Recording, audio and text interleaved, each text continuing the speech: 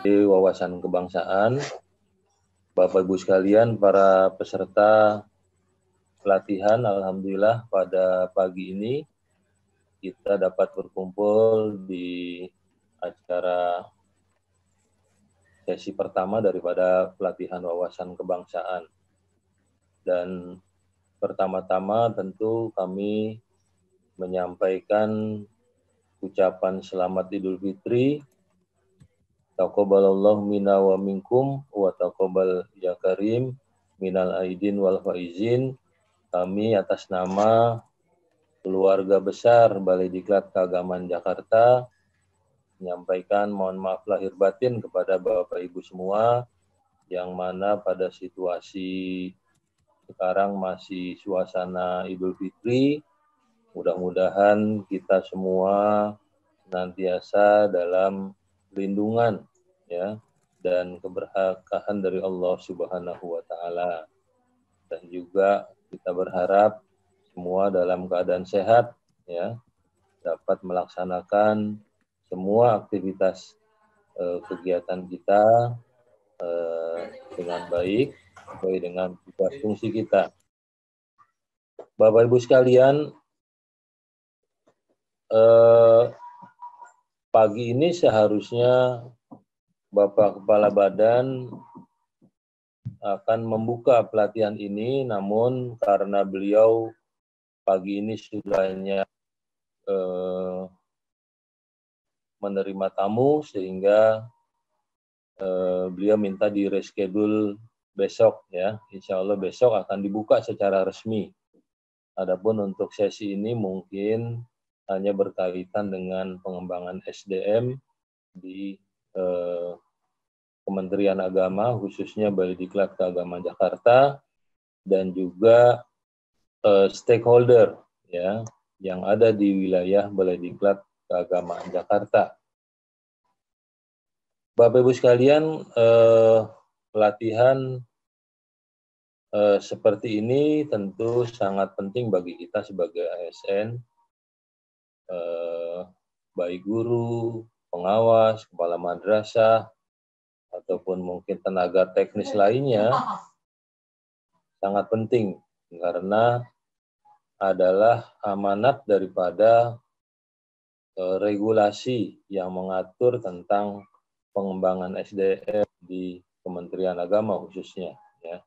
Di dalam Undang-Undang ASN nomor 5 tahun 2014,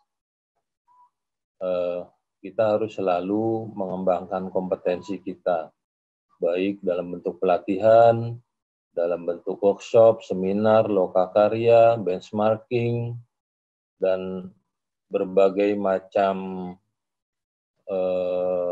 bentuk kegiatan pengembangan kompetensi lainnya, yang tidak ada lain adalah bertujuan untuk meningkatkan kapasitas kita sebagai ASN, baik yang berkaitan dengan kompetensi manajerial, kompetensi teknis, maupun kompetensi sosiokultural ya. Nah, kompetensi teknis yang berkaitan dengan tugas fungsi kita sehari-hari. Jadi kalau kita guru, mungkin kompetensi teknis yang berkaitan dengan aspek pedagogi dan juga aspek profesional. Ya. Kompetensi teknis itu berkaitan dengan kemampuan di dalam melaksanakan pekerjaan yang dibebankan kepada kita, ya, sesuai dengan tugas jabatan kita masing-masing. Nah, kompetensi manajerial berkaitan dengan tugas-tugas administratif, ya, umpama membuat laporan, ya, atau mungkin dari pertama kita melakukan perencanaan kegiatan, pelaksanaan, sampai kepada pelaporan, itu yang berkaitan dengan tugas-tugas manajerial, ya. Dan yang ketiga adalah kompetensi sosiokultural. Nah, sosiokultural itu yang berkaitan dengan kemampuan kita di dalam hidup berdampingan di tengah heterogenitas kita sebagai bangsa Indonesia. Jadi kita sebagai bangsa Indonesia ini hidup di tengah masyarakat yang heterogen, masyarakat yang plural, multikultural. Jadi kalau kita nggak bisa mengelola secara baik, hidup berdampingan di tengah keragaman, kemajemukan, perbedaan yang ada, baik karena perbedaan latar belakang sosial, ekonomi, ya, perbedaan karena perbedaan ras, suku, golongan, agama, ya, itu yang ada di tengah masyarakat kita.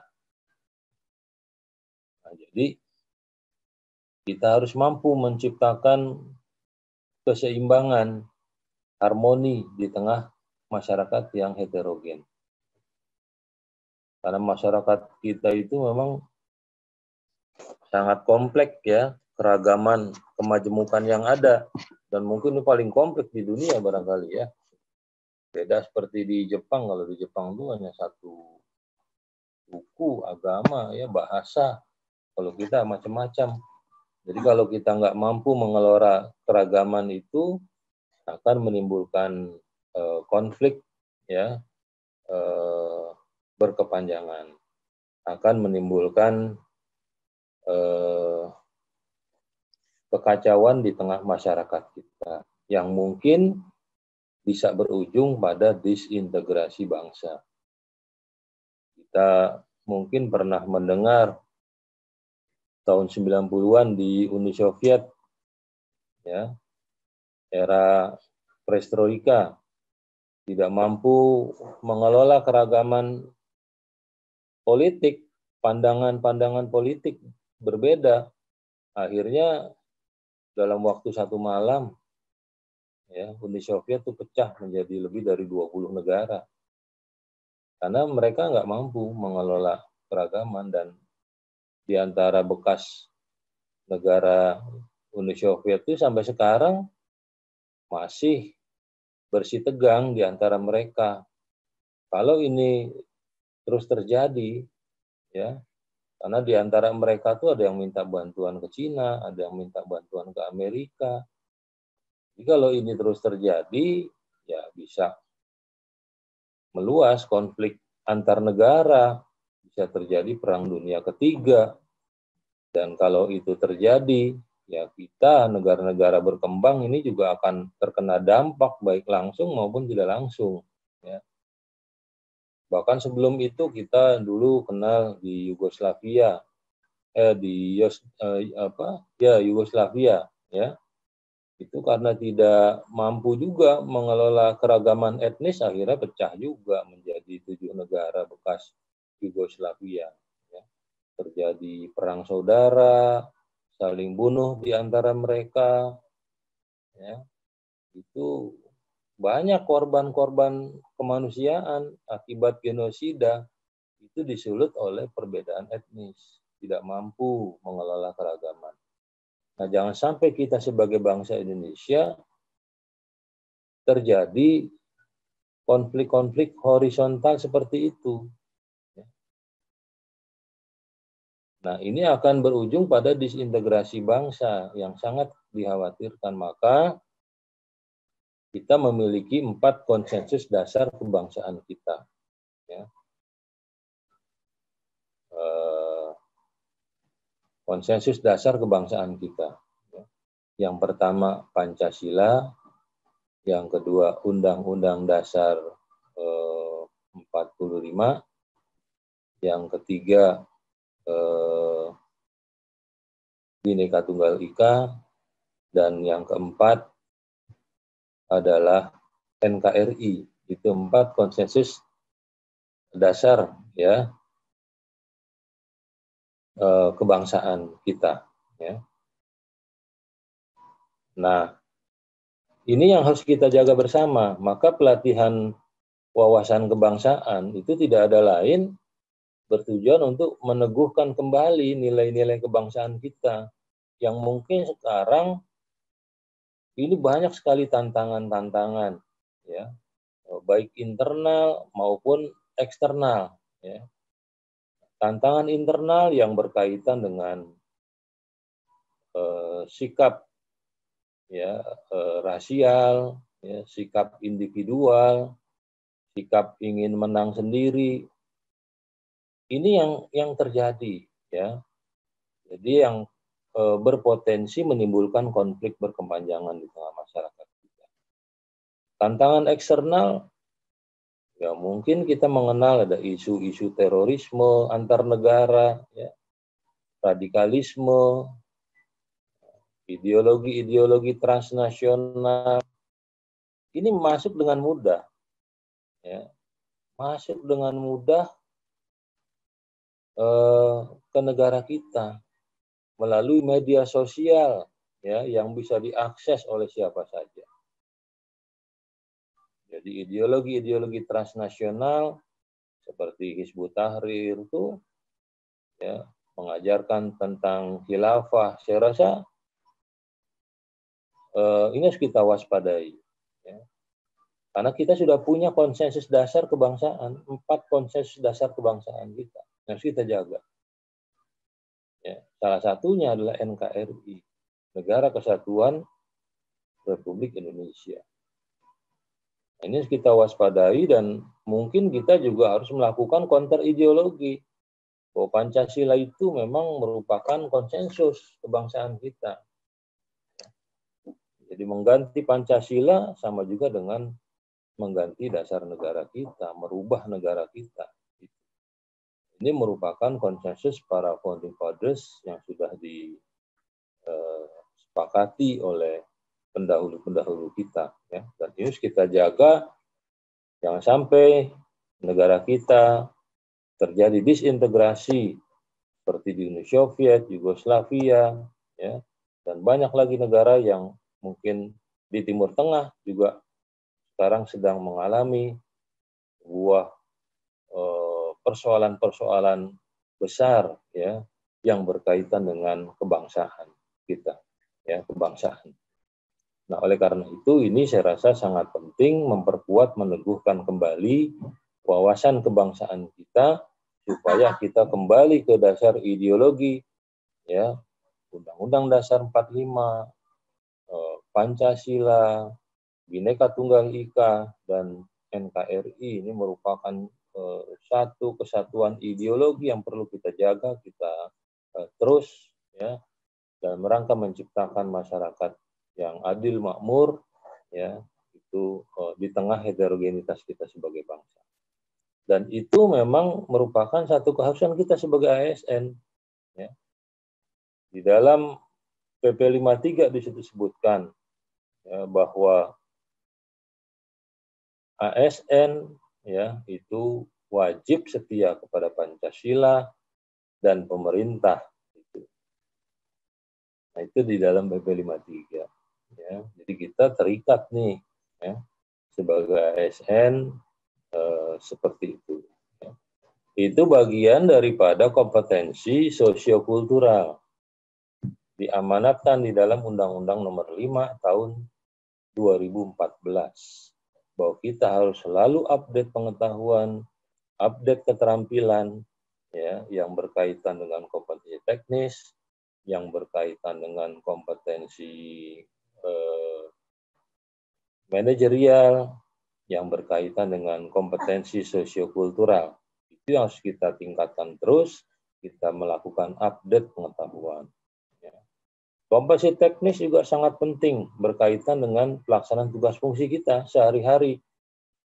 Sekarang ini di tengah situasi pandemi, muncul sebuah inovasi pemanfaatan teknologi informasi, ya. Sehingga kita harus bisa familiar dengan pemanfaatan teknologi informasi. Karena kalau tidak, kita pasti ketinggalan. Kita tidak bisa melaksanakan tugas fungsi kita dengan baik, ya. Nah, kita melihat sekarang perkembangan dinamika di dalam kehidupan masyarakat kita berubah begitu cepat. Ya. Nah, ini semua berbasis pada aplikasi-aplikasi untuk membantu pelaksanaan tugas kita. Seperti di satuan pendidikan, madrasah, sekolah. Kita menggunakan aplikasi LMS untuk memberikan layanan pendidikan kepada peserta didik kita. Nggak mungkin kalau kita melakukan secara klasikal. Ya.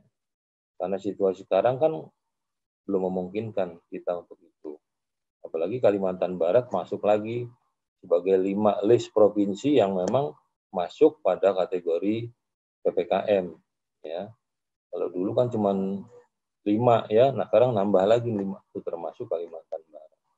Nah, maka satuan pendidikan kalau para guru tidak bisa memanfaatkan teknologi informasi, saya rasa sulit untuk bisa memberikan layanan pendidikan dengan baik.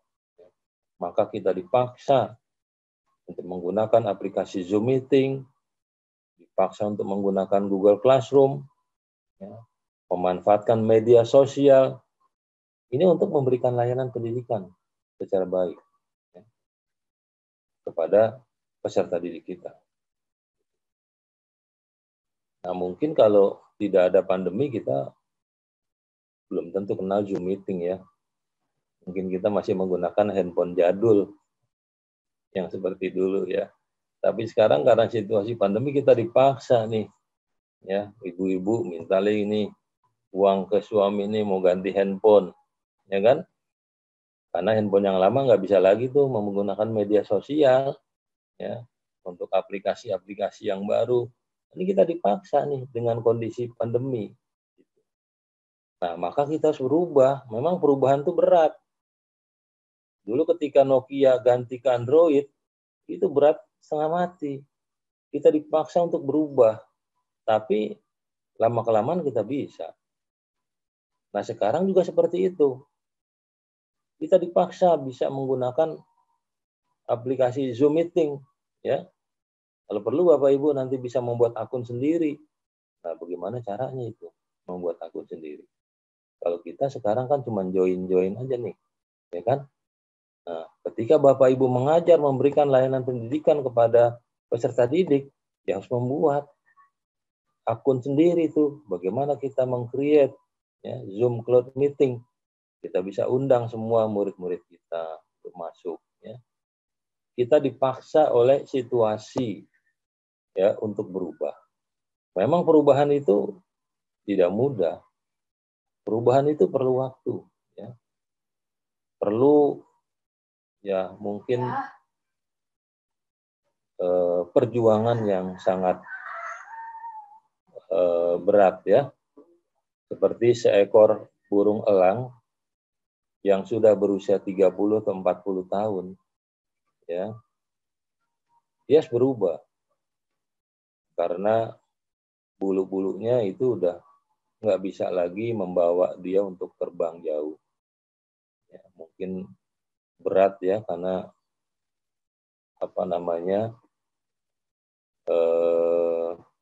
sudah cukup lama usia sehingga bulu itu mungkin sudah panjang dan berat untuk terbang. Paruhnya juga mungkin sudah melengkung dan membuat dia itu sulit untuk makan. Sehingga kalau dia terus tidak berubah, dia akan mati. Tidak bisa terbang, tidak bisa makan. Bahkan juga kukunya itu tidak bisa mencengkram untuk alat dia mencari makanan. Maka seekor burung elang itu kalau dia nggak berubah, mati dia. Nggak bisa makan, nggak bisa cari makan, nggak bisa terbang. Ya. Maka pada masuk usia 30-40 burung elang itu biasanya pergi ke atas bukit yang sangat tinggi. Ya. Di atas bukit, itu dia patuk-patukan paruhnya itu ke batu-batu di atas bukit. Supaya paruhnya itu lepas. Ya. Supaya paruhnya itu copot, berganti dengan yang baru. Ya. Kemudian cakarnya itu, kukunya dia gar batu, supaya semua kukunya itu lepas, berganti dengan yang baru. Ya. Setelah itu dia cabutin bulu-bulunya itu dengan paruhnya, cabutin semua bulunya supaya lepas bulu-bulunya itu. Ya. Nah, ketika semua itu sudah paruhnya lepas, kukunya itu lepas semua, ya, bulu-bulunya juga dia patukin supaya lepas semua. Pada saat itulah burung elang itu tumbuh paruh yang baru, ya, tumbuh kuku-kuku yang baru, tumbuh bulu-bulu yang baru, gitu. Sehingga dengan paruh yang baru, dengan kuku-kuku yang baru dan bulu-bulu yang baru, dia bisa terbang, dia bisa mencari makan, dia bisa makan dengan leluasa dengan paruhnya yang baru.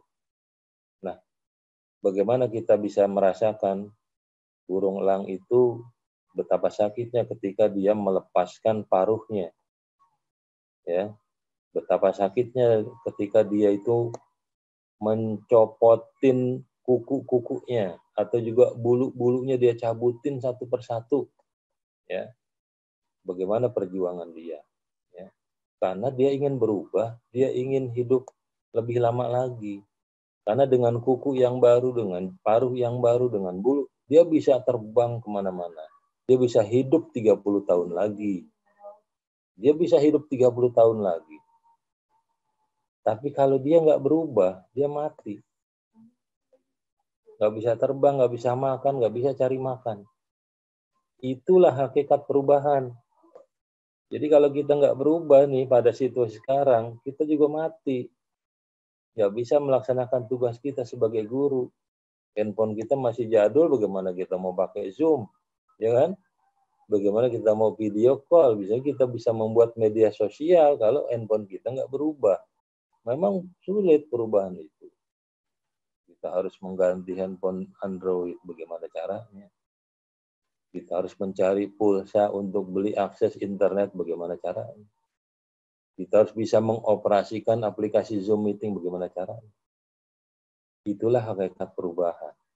Belajar dari burung elang, kita berubah. Burung elang dia sanggup bertahan hidup, dia ingin hidup 30 tahun lagi ke depan. Dia harus berjuang setengah mati, berjuang luar biasa, ya.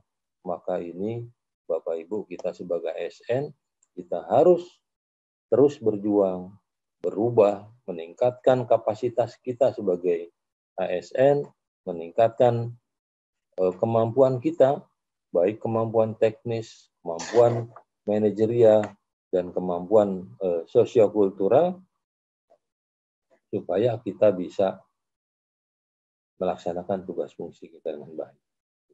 Mudah-mudahan pelatihan ini bisa memberikan wawasan baru bagi kita semua untuk meneguhkan kembali komitmen kebangsaan kita.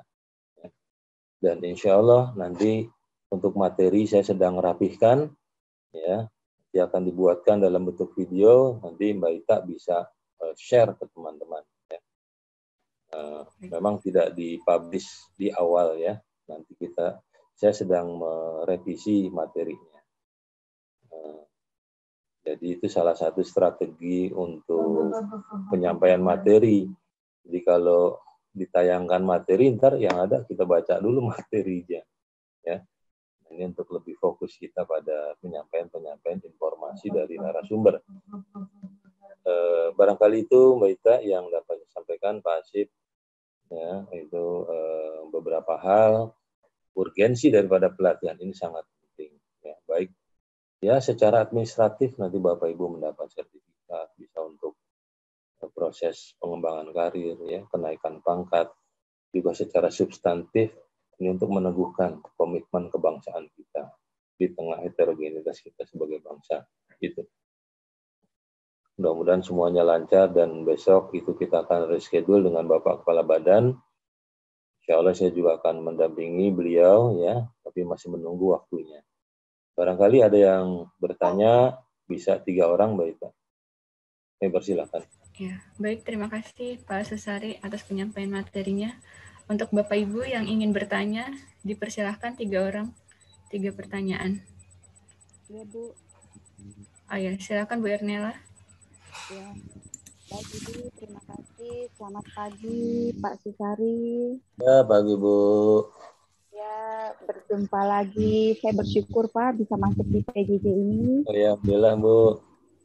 Ya, saya bersyukur berterima kasih untuk materi yang sudah Bapak paparkan. Memang tidak gampang untuk berubah, apalagi kalau untuk guru sekarang kendalanya itu memang banyak sekali, terutama untuk hal-hal yang berbaunya digital. Tapi itu bukan barang langka lagi bagi kami, bukan barang langka lagi bagi ASN, tapi itu sudah menjadi sesuatu kebutuhan yang harus dan sangat bagi seorang guru atau ASN. Nah, kadang memang banyak kendalanya itu Pak kami, khususnya di Sintang. Kemarin ada program pemerintah untuk paket data untuk anak dan guru, tapi sampai hari ini Sintang khususnya di sekolah SD itu sampai detik ini juga belum mendapatkannya. Saya juga tidak tahu apa kendalanya, tapi ya sudah. Tapi bukan berarti itu kami tidak menjalankan tugas kami dengan baik. Tetap kami jalankan dengan pengorbanan dari pihak pribadi guru. Nah, saya bersyukur Pak dengan wawasan kebangsaan ini. Jadi saya berpikir waktu saya mengambil PJJ ini, berarti saya juga harus mengambil ilmu untuk kembali saya membentengi diri saya sebagai ASN. Kemudian untuk membawa anak-anak didik saya juga untuk mengerti wawasan kebangsaan. Karena wawasan kebangsaan juga harus dimulai dari kecil, dari SD. Jadi kelas 1 juga harus dikenalkan dengan cara seperti usia. Jadi mungkin nanti Bapak ada sedikit tips untuk kami, untuk khususnya guru SD, untuk memasukkan materi wawasan kebangsaan, kan materi yang tinggi tetapi bisa kami implementasikan kepada murid-murid kami. Mungkin itu Bapak, terima kasih. Selamat pagi.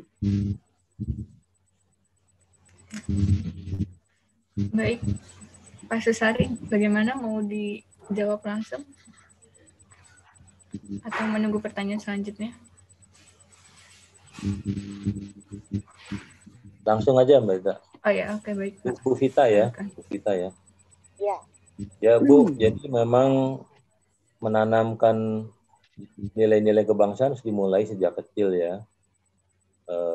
Dan itu sangat penting karena istilahnya kalau kita memberikan nilai-nilai pada anak sejak kecil itu akan lebih kuat tertanam di dalam jiwa mereka.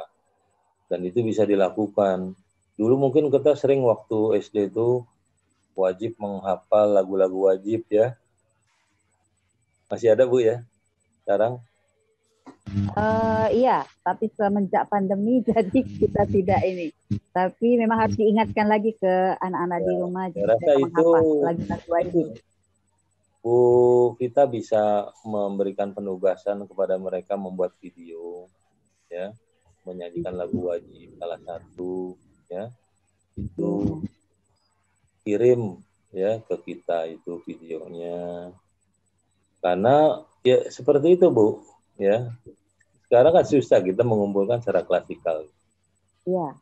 Kirim melalui video, itu salah satu perwujudan daripada pendidikan kebangsaan. Kemudian mereka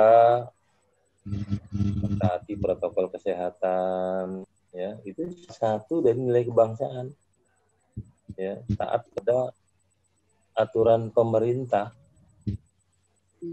ikut kerja bakti di lingkungan, itu salah satu perwujudan wawasan kebangsaan. Ya.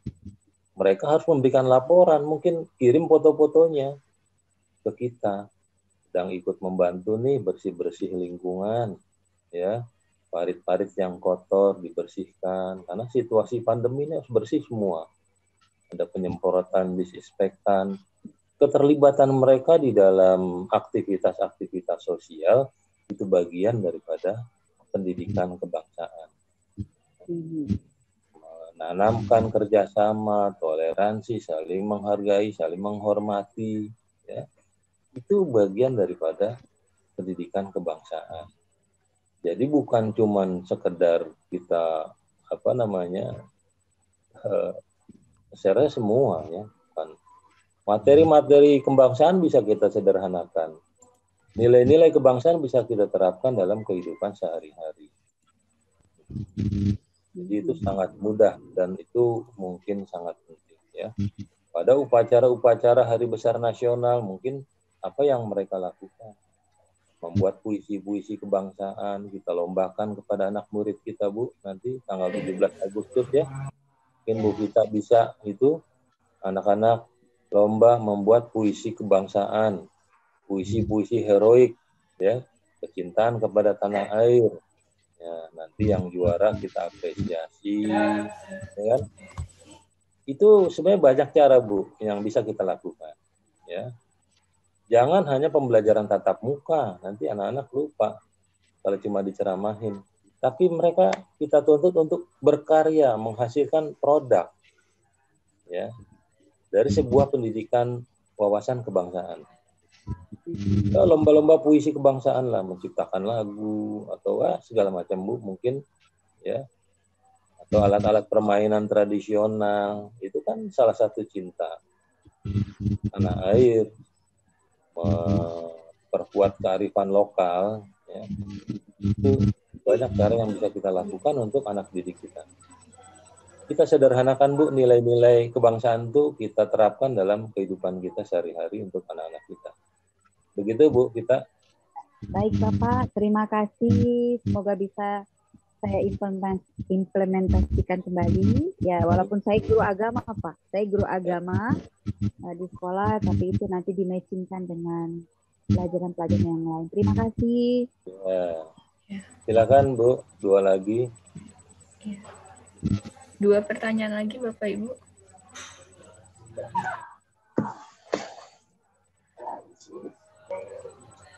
Berapa?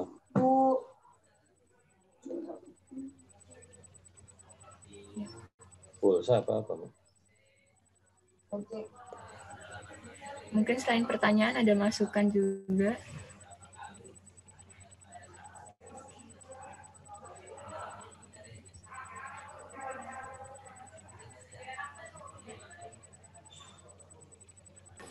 Kalau cukup nggak apa-apa, Mbak Ita. Oke, baik. Kalau teman-teman mau bertanya tentang latihan kepada Pak Kepala, silahkan. Silakan. Nanti kebutuhan kompetensi bisa didata ya, Mbak Ita. Kebutuhan mereka sebagai analisis kebutuhan kita nanti tuh. Kita buatkan formatnya nanti. Oke. Silakan teman-teman kalau ingin ada yang mau bertanya tentang penyelenggaraan pelatihan atau pengajuan permohonan pelatihan, mungkin silakan.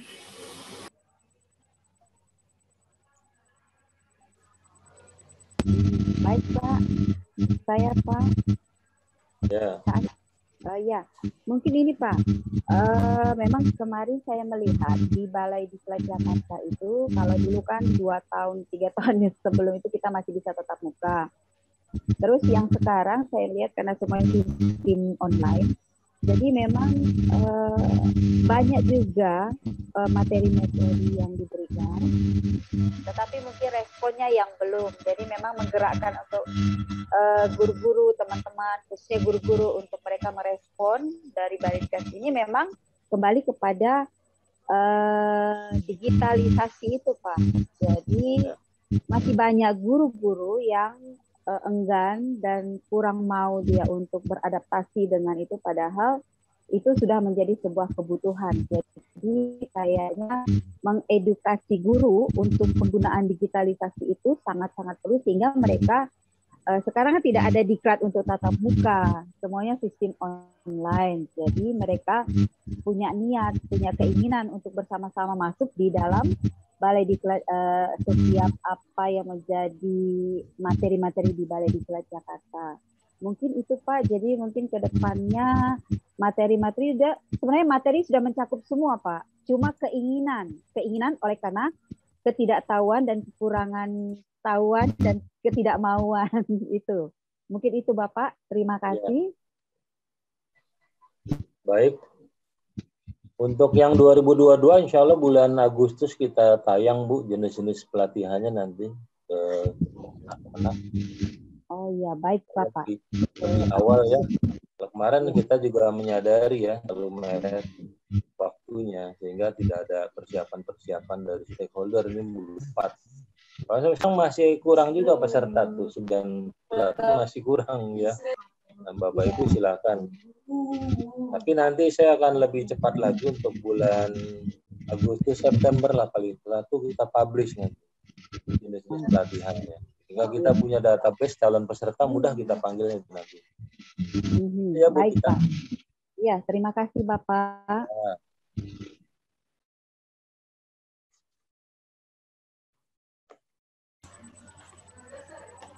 Baik, ada lagi masukan atau pertanyaan dari Bapak Ibu?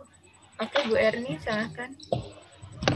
Ya, terima kasih. Assalamualaikum warahmatullahi wabarakatuh. Selamat pagi semuanya, rekan-rekan dan Bapak Susari beserta Pak Asid. Saya Erni dari Pontianak, Pak ya. Jadi hanya ingin menanyakan ataupun misalnya membahas bagaimana sih Pak untuk siswa-siswa kita ini. Zaman kita dulu sekolah, zaman jadul ya Pak ya, kita ini sampai hafal Pancasila, butir-butir Pancasila, kemudian pasal-pasalnya hafal, kemudian ada simulasi P4 dan sebagainya gitu Pak. Tapi saya itu merasa sedih gitu untuk anak-anak sekarang itu kalau disuruh menghafal atau ditanya masalah Pancasila ataupun Undang-Undang 45 dan sebagainya, itu kok kayaknya kurang-kurang begitu seperti kita dulu gitu. Jadi maksud saya biar rasa cinta kepada NKRI, kemudian kebinekaan dan Pancasila itu lebih tekankan lagi seperti tadi lagu-lagu daerah, lagu-lagu wajib nasional anak-anak juga nggak begitu hafal gitu. Jadi bagaimana Pak? Mohon solusinya bagaimana gitu untuk menghadapi anak-anak seperti itu. Terima kasih Bapak atas penjelasan sebelumnya. Assalamualaikum warahmatullahi wabarakatuh. Waalaikumsalam warahmatullahi wabarakatuh. Ya, mungkin penugasan-penugasan itu melekat pada muatan kurikulum wajib ya, supaya ada penekanan mereka. Umpama bagi siswa yang belum hafal, umpama butir-butir sila pertama, tidak boleh. Mereka dipisah tuh dalam satu tempat tertentu, suruh hafal dulu baru boleh masuk. Saya rasa harus dikaitkan semua ya. Dan reward punishment saya rasa juga perlu ya. Bagi yang sudah selesai ya mungkin kita perlu memberikan reward, tidak perlu dalam bentuk uang, dalam bentuk penghargaan, apresiasi ya, memberikan kesempatan-kesempatan kepada dia untuk mengikuti kegiatan-kegiatan lainnya. Saya rasa itu salah satu bentuk reward ya. Jadi saya rasa itu kalau dulu mungkin ya, saya waktu SMP juga sama tuh, suruh menghafal pembukaan alinea 1 ya, alinea 2 dibagi-bagi. Yang belum hafal belum boleh masuk kelas gitu. Jadi kita di luar sambil menghafal di luar. Jadi kalau udah hafal di tes, udah hafal baru bisa masuk ya. Nah, itu semangat tinggi ya. Itu salah satu contoh saja ya. Mungkin bisa dalam bentuk lain ya. Selalu dikaitkan mungkin pada semua mata pelajaran itu bisa dihubung-hubungkan ke sana. Apalagi pelajaran agama itu semua agama juga kan ada nilai-nilai Pancasila di situ. Karena Pancasila kan diadop dari nilai-nilai luhur yang ada di dalam agama kita. Nah, itu saya rasa juga perlu kita melakukan langkah-langkah menghubungkan ya antara nilai-nilai kebangsaan dengan materi ajar kita. Seperti kita membuat, contohnya kita guru bahasa Indonesia. Ya. Coba perintahkan kepada anak murid untuk mengarang ya, tentang sejarah lokal, ya, tempat tinggal kita. Ya. Itu kan ada mungkin daerah-daerah tertentu ya yang diketahui lah anak kita itu mengarang tentang sejarah budaya lokal kita gitu. Jadi dalam pelajaran bahasa Indonesia, ya, menulis juga sama. Ya. Saya rasa itu harus selalu kita hubungkan apapun guru kita, ya, materi apapun yang kita ajarkan harus kita hubungkan. Apalagi guru agama itu sangat penting itu, ya, untuk mensinkronkan nilai-nilai kebangsaan melalui pendidikan agama. Itu banyak sekali yang sangat menarik ya. Karena kan sekarang ini kadang-kadang ada yang mengatakan agama sebagai musuh Pancasila atau sebaliknya. Nah, itu kan pernah kita dengar juga seperti itu. Pancasila dan agama tidak bertentangan, itu saling menguatkan. Nah, ini yang perlu kita. Jadi mungkin ya kita selalu menguatkan penugasan-penugasan kita, mata pelajaran apapun yang kita ajar, itu dengan konsep-konsep dasar kebangsaan. Kita hubungkan ke sana gitu. Kita menghubungkan ya penugasan. Jadi tadi saya kasih contoh, mama kita guru bahasa Indonesia. Ada pelajaran tema tentang mengarang. Itu tentang mengarang yang berkaitan dengan nilai-nilai kebangsaan. Untuk menumbuhkan nasionalisme. Ya. Gitu. Nah, demikian juga tentang di dalam nilai-nilai agama. Ya. Umpama keimanan kepada Tuhan. Bagaimana implementasinya di dalam kehidupan berbangsa dan bernegara. Apalagi kita ada istilah cinta tanah air sebagian dari iman. Itu bagaimana implementasinya? Kita identifikasi, anak-anak melakukan eksplorasi. Kira-kira apa wujud daripada kecintaan kita dalam kehidupan berbangsa dan bernegara ini? Saya rasa seperti itu Bu, untuk kita bisa menghubungkan ya konsep-konsep kebangsaan itu di dalam mata pelajaran kita, baik langsung maupun tidak langsung. Ya. Kalau kita guru olahraga, bisa nggak sih dihubungkan? Bisa. Bisa. Anak-anak suruh main bola, ya kan? Setelah main bola kita kumpulkan. Ya. Kita tanya kepada mereka, apa yang Anda rasakan dalam permainan sebuah sepak bola, dalam konteks kehidupan sosial masyarakat kita? Yang pertama, apa yang kita rasakan dalam bermain sepak bola? Itu harus bekerja sama. Nggak bisa semua pemain main sendiri aja pengen menggolkan ke gawang lawan gitu. Tapi harus kerja sama. Dulu Spanyol juara dunia nggak disangka-sangka. Kenapa? Kerjasamanya bagus. Inggris bagus, tapi sifatnya banyak individu yang bagus-bagus tuh. Kerjasamanya nggak bagus. Ketika kerjasama dijalankan, pasti kemenangan itu akan datang. Maka yang penting kerjasama dalam sebuah permainan sepak bola. Ya, kalau kita ingin menang, kalau kita nggak mau menang ya udah masing-masing, nggak usah kerjasama, menggolkan. Ya, saya rasa itu akan sulit. Nah, begitu juga dalam kehidupan sosial masyarakat kita. Menjaga keseimbangan, saling tolong-menolong, bekerja sama. Saling menghormati. Ya. Meskipun lawan kita harus hormati, kita hargai. Sportivitas yang kita jaga. Kalau kita lihat permainan tinju ataupun apa di luar negeri, begitu selesai ya peluk-pelukan mereka itu. Ya, sportivitas.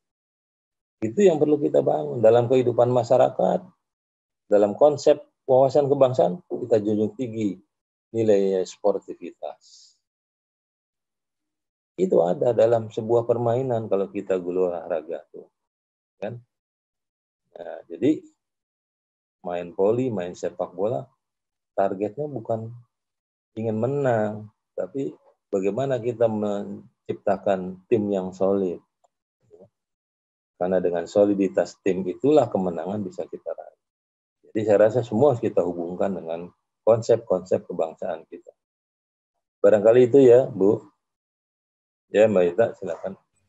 Baik, terima kasih Pak atas penjelasannya. Ini sudah cukup atau gimana Pak Susari?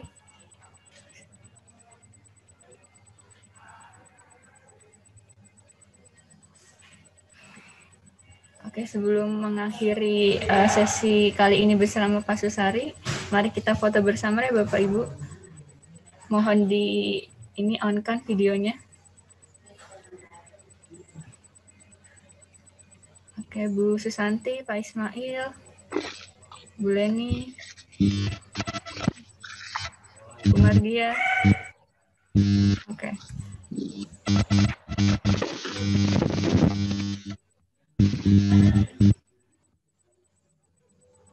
Oke. 1, 2, 3.